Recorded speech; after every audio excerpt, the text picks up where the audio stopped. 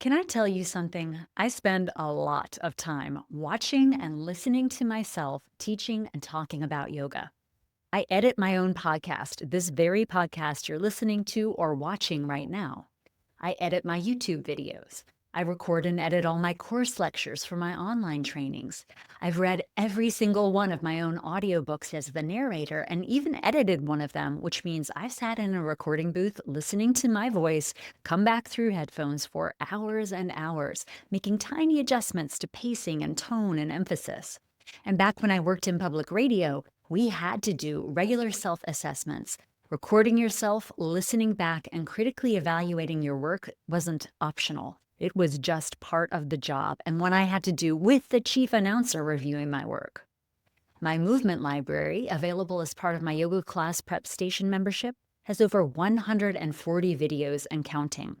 So by now, I have definitely logged hundreds and probably thousands of hours reviewing my own teaching. And here's what I know. Most yoga teachers avoid this practice like the plague. The very thought of watching or listening to themselves teach makes them want to crawl under their mat and hide. Now, I get it. I really do. That first viewing is rough. You will cringe. You will think, do I really sound like that? Do I really look like that? You might even have that unsettling moment where you realize you've turned into your mother or your father. But here's the thing. Self-assessment is the single most effective and completely free tool that you have for evolving as a teacher. And evolution, that's exactly what we're talking about today. I'm Sage Roundtree, and this is Yoga Teacher Confidential. If you listened to episode 14 of this podcast, you already know I am passionate about this topic. I call video self-assessment the most painful and productive way to improve your teaching. Today, we're going deeper.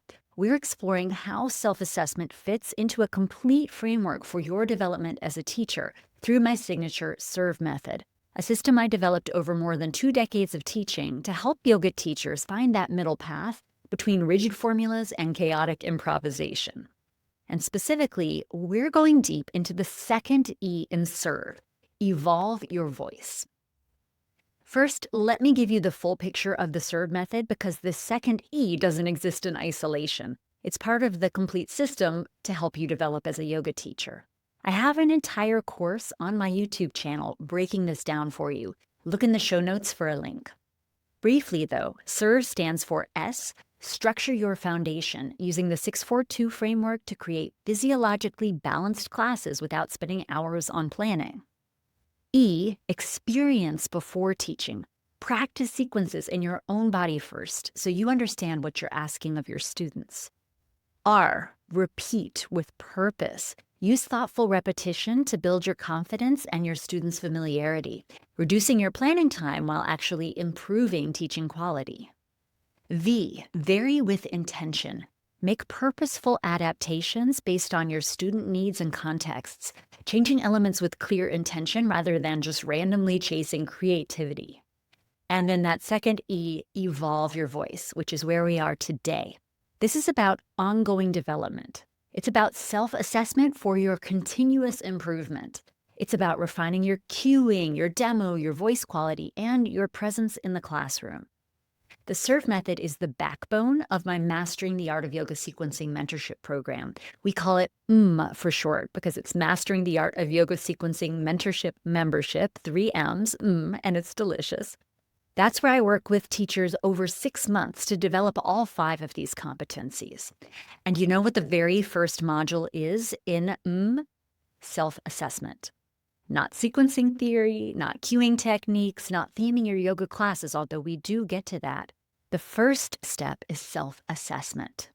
Because here's what I've learned in over 20 years of teaching yoga and training yoga teachers. You can have all the knowledge in the world, but if you can't see yourself clearly, if you can't identify what's working well and what needs refinement, you're going to stay stuck. Self-assessment is the most effective way to grow as a teacher, period. And that's why in Mastering the Art of Yoga Sequencing, when we work together in that mentorship membership, I give you the nudge to actually do this. What you'll learn will, no joke, be worth the price, $1,800 of your entire investment in the program. That's why it's Module 1, not Module 6, not a bonus at the end. It's where we start because everything else builds on this foundation of being able to see yourself clearly. Now, if you heard episode 14, you already know the basic mechanics of recording yourself and the immediate benefits, catching filler words, checking your pacing, seeing if you're making eye contact with your students. That episode was about getting you over the hump of actually pressing record and dealing with the cringe factor. Today, I want to go further into why this practice of seeing yourself is so foundational to your evolution as a teacher and how it connects to everything else you're building as a professional. When you're teaching, you're in the flow of it. You're reading the room, you're making micro adjustments, you're focused on your students' needs and experiences. All of that is exactly as it should be. Your students are the heroes of their yoga experience, and you're there as their guide. But here's what happens inevitably to us as yoga teachers. We develop blind spots. And these blind spots aren't just about verbal tics or whether you said too many times or how much you talk with your hands. They're deeper than that. They're about patterns in how you show up, patterns you can't see when you're in the midst of teaching because you're too close to it. Maybe you consistently underestimate how long students need in a pose because you're ready to move on.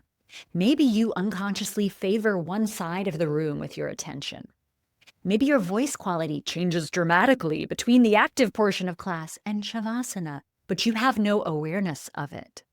Maybe you think you're creating an inclusive, welcoming environment, but your body language, by facing away from students or by staying glued to your mat, tells a different story. These patterns shape your students' entire experience of your class. And the only way to make them visible is to step outside yourself and watch. In my book, The Professional Yoga Teacher's Handbook, I write about this extensively in the chapter on developing your class. I share how growth as a teacher comes incrementally, week to week, as you reflect on your previous class and plan for the next one. But here's the challenge. Your memory of how class went is inherently subjective. It's colored by your nerves, your energy level that day, your interpretation of student reactions. Video gives you objectivity. It lets you compare what you felt happened with what actually happened. And that gap between feeling and reality, that's where your most valuable insights live.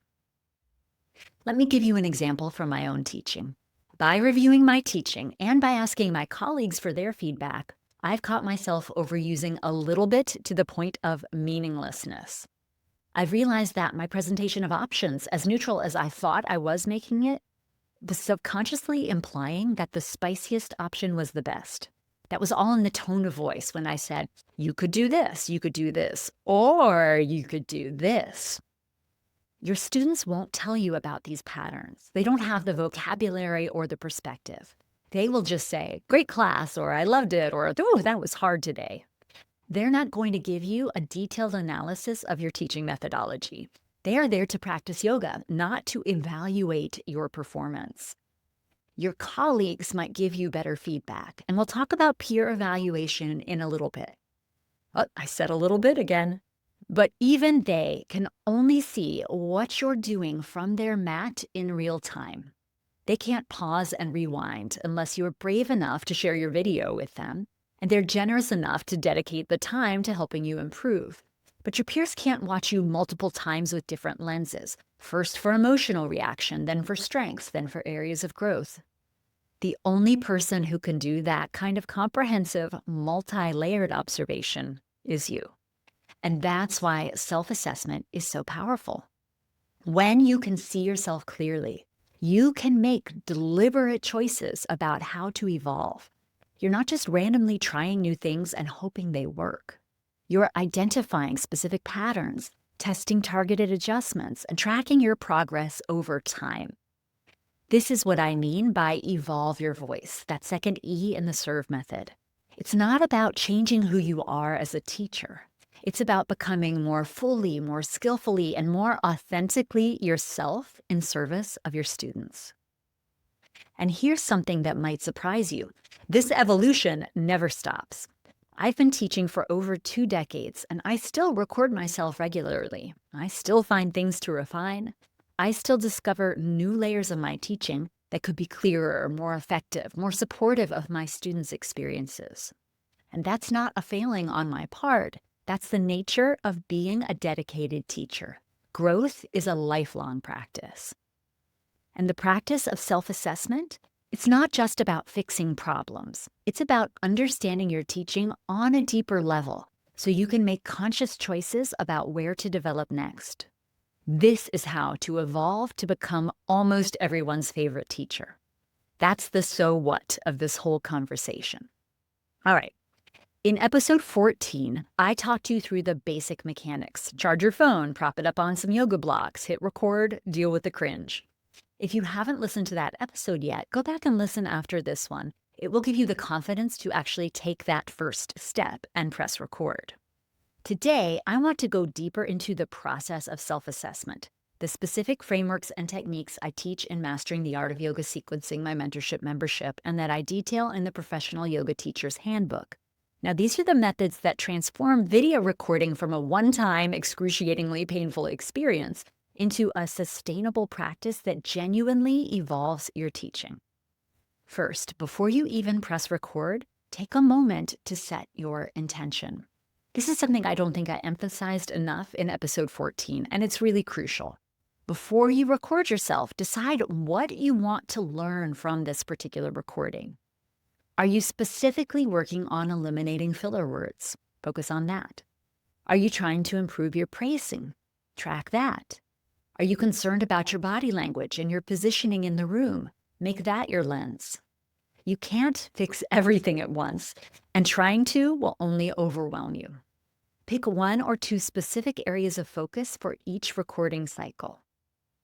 Write down your intention before you teach. In we have students use their workbook for this. You might use a journal or a notes file, whatever works, just get it written down. Then after the recording, but before you press play to watch, write down your predictions. How do you think the class went overall?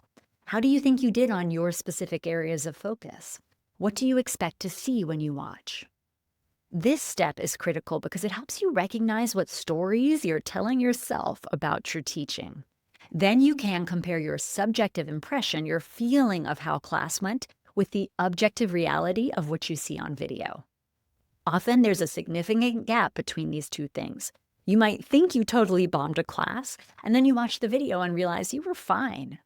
Or you might think everything went great, and then you see places where you could have been clearer or more present or more skillful.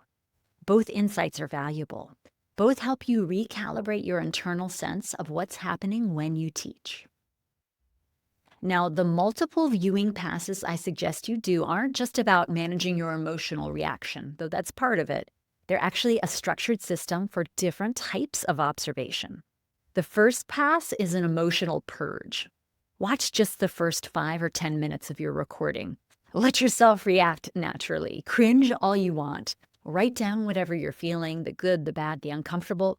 Get it out of your system. This isn't wasted time. This is you building tolerance for seeing yourself, and that tolerance is necessary before you can move into constructive observation. Let your second pass be a strengths inventory. Watch the full recording with one specific question. What am I already doing well? This is where you create what I call in the Professional Yoga Teacher's Handbook your strengths inventory. You are literally making a list of moments when you really connected with the student, of cues that landed beautifully, of transitions that felt smooth, of your genuine care coming through in your voice, of your body language radiating warmth and welcome, of times when you made a skillful adjustment in the moment. Write these down. Be specific. Don't just say good connection. Write, made eye contact with the student in the back corner when I cued Warrior 2 and saw her shoulders relax. Why does this matter? Because when you're working on areas for improvement in your next pass, you need to know what to preserve. You need to protect your strengths while you're developing new skills. Otherwise, you might accidentally fix something that was already working beautifully. Now, the third pass is for targeted observation. This is where your pre-recording intention comes in. Watch the recording again, but this time with your laser focus on the 1 or 2 specific things you wanted to observe. If you're tracking filler words, you might literally tally them with hash marks. If you're watching for pacing, you might use a timer and note how long you hold each side.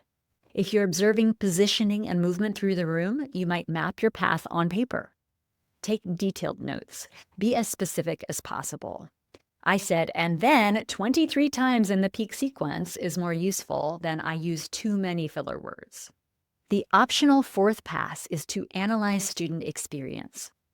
If you have students visible in your recording and they have given permission for this, watch the recording one more time with your attention on them, not on yourself. How are they responding to your cues? Where do they look confused? Where do they light up? When do they seem to disconnect? This gives you invaluable information about how your teaching is actually landing, rather than how you think it's landing. After you've done your multi-pass review, it's time to close the loop by connecting observation to action. In Mastering the Art of Yoga Sequencing, my mentorship membership, we use a specific framework for this that I also detail in the Professional Yoga Teacher's Handbook. It's based on the classic Roses, Thorns, and Buds reflection model, but adapted specifically for teaching. Keep is the roses. Based on your strengths inventory, what do you want to actively preserve and continue doing? Write it down specifically. Drop are the thorns. Based on your targeted observation, what do you want to eliminate, to drop, or to refine? Be specific about the behavior and your strategy for changing it. Then add are the buds. What new elements do you want to experiment with and grow in your next class? These might be alternatives to things you're dropping, or they could be completely new directions for growth. Then, and this is the crucial step that many teachers skip, schedule your next recording session. Put it on your calendar right now. 3 months out at maximum, 1 month out if you're serious about rapid development. Once you've done this process a few times and you're comfortable with the basics, you can add some of these more advanced techniques. Make an embodied review by following along as a student. I mentioned this briefly in episode 14, but let me go a little further into why this matters. A few days or weeks after you make the recording, enough time that the class isn't fresh in your mind, roll out your mat, press play, and actually practice along with the recording as if you were a student. Don't think about what you were trying to teach or why you made certain choices. Try to follow the cues and feel the experience in your body. This will reveal things you would never notice just by watching, like cues that made perfect sense in your head but are actually confusing in practice, or timing that feels rushed or dragging from the student side, or moments where you needed to give more information or less information, or transitions that feel awkward in your body even though they looked fine on the video. Take notes immediately after you practice as a student while these sensations are fresh. In episode 14, I mentioned transcribing your video as extra credit. Let me tell you why this is actually one of the most powerful tools for rapid improvement. When you transcribe even 5 or 10 minutes of your teaching, either manually or using a tool like Descript or Otter or Fathom, you see patterns in your language that you would never hear just by listening. Oh, there's an affiliate link to Descript in the show notes. It's a great product that saves me hundreds of hours a year. It's where I spend all my time watching myself on video while I edit. Now, when you transcribe, you'll see how often you start sentences with the same phrase. That phrase might be, and now from here, we're gonna. You'll see your filler words jump off the page, You'll see where you contradict yourself or where your instructions could be tighter. One technique I love, after you have your transcript, copy it and run it through a word cloud generator. The visual representation of your most used words is incredibly revealing. Maybe like I did, you'll see a little bit pop out at you, but you'll certainly get a clear picture of your go-tos. Then ask, are your most common words actually serving your teaching, or are they just verbal padding? Now, articulating your teaching identity. This exercise comes directly from the Professional Yoga Teacher's Handbook, and it's particularly useful if you find video self-review discouraging rather than energizing. Take some time to articulate what kind of teacher you want to be. Not in vague terms, I want to be a good teacher, but with specific characteristics. Start by identifying teachers you admire. For each one, think or write about the tone they use with students, both in and out of class, their body language and their physical presence, how they interact with their students, including on social media if relevant. What makes their teaching feel authentic to who they are? Then write your own teaching identity statement. Describe the kind of teacher you want to be in concrete, observable terms. Now here's the powerful part. Compare your identity statement to what you see in your video. Where's the alignment and where's the gap? That gap isn't a source of shame, y'all. It's a roadmap for your development. It's the direction to step in as you become the best version of your teaching self. I also suggest you create your rainy day notes file. This might seem tangential to video self-assessment, but it's actually crucial for your sustainability as a yoga teacher. As you're going through this process of reviewing your teaching, which can feel really vulnerable and really exposing, you also need to be collecting external validation. Start a file where you save praise from your students. Screenshot those comments on social media. Save the emails where someone tells you how much your class meant to them. Write down the kind words people say after class. Then, on a rainy day, when you're in the depths of video review or a low class numbers row and you're feeling discouraged, visit this file. Let it remind you of your impact. Let it ground you in why you do this work. These notes might also become testimonials for your website someday, but that's secondary. The primary purpose is to give you a lift when the self-assessment process feels heavy. And while you're building this file, write yourself a pep talk. Use the voice of a loving friend, someone who sees your best self, and write about all your good points as a teacher. Keep it somewhere you can revisit when you need the reminder. Finally, while self-assessment is incredibly powerful, there's also huge value in inviting a trusted peer into this process. After you've done your own multi-pass review and you have a clear sense of what you're working on, share your recording with a colleague you trust. Give them specific questions based on your areas of focus. Don't just ask, "What did you think?" That's too vague to be useful. Ask things like, "I'm working on reducing filler words. Can you track how many times I say 'and then' and let me know?" Or, "I'm trying to improve my cueing clarity. Were there any moments where you felt confused about what to do?" Or, "I'm focusing on being more present with students rather than stuck on my mat. How did my movement through the room feel to you?" When you work with me in Mastering the Art of Yoga Sequencing, I will review your video and I will mirror for you. And you can share your video in our community space and request feedback. We call that space Tasters Please, using the Keep Drop Add or Roses, Thorns, and Buds framework. The other teachers, the other chefs in our kitchen will give you compassionate, constructive insights. But even if you're doing this work on your own, a trusted peer can offer perspectives you would never see yourself. Just make sure you're directing their attention to specific areas rather than asking for vague or general impressions. Here's what I want you to take away from this episode. Self-assessment through video recording isn't a one-time exercise you do to check a box. It's not something you do once, decide it's painful, and never do again. It is a practice. It is a discipline. It is a commitment to ongoing evolution as a teacher. In episode 14, I focused on getting you over that initial hump, on helping you actually press record for the first time and helping you deal with the cringe factor. And that's important because you have to start somewhere. But today, I wanted to show you what lies beyond that first uncomfortable viewing. I wanted to give you a framework, a system for turning video self-assessment into a sustainable practice that genuinely transforms your teaching.